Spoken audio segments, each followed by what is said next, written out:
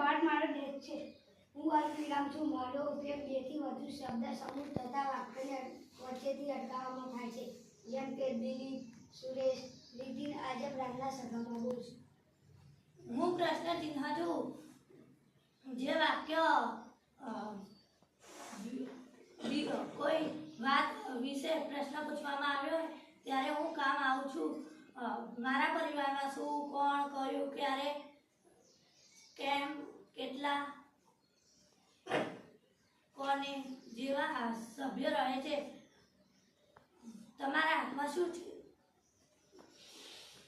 જુઓ, હું ઉદ્ગાર ચિહ્ન છું.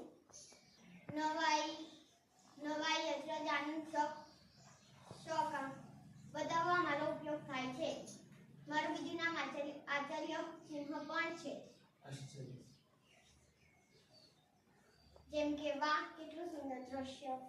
હું અવતરણ ચિહ્ન છું. મારો ઉપયોગ કોઈ દ્વારા બોલાયેલા શબ્દો કે વાક્ય જ્યારે લખવામાં આવે ત્યારે તેની ઉપર મૂકવામાં થાય છે. જેમ કે આચાર્ય સાહેબ કહે, બાળકો તમે આજે સરસ પ્રાર્થના કરી. હું ગુરુ વિરામ છું. મારો ઉપયોગ ગણતરી કરવા તેમજ અવતરણ ટાંકવા માટે થાય છે. જેમ કે ગાંધીજીએ કહેલું, ખરાબ અક્ષર, અધૂરી